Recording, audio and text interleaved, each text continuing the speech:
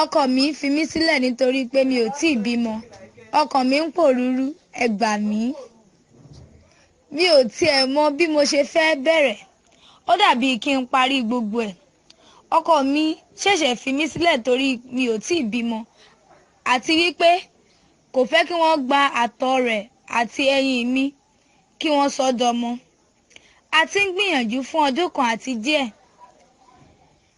Ẹni tí mo ṣe nǹkan ribiribi fún òun ló ti fi mí sílẹ̀ yìí.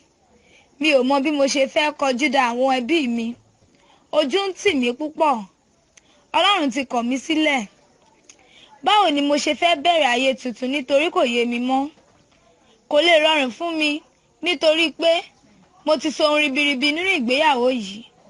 Mo ti ṣe ọ̀pọ̀lọpọ̀ nǹkan nítorí ìfẹ́. Ó le gan fún mi àti wípé èmi ló pa lára jù.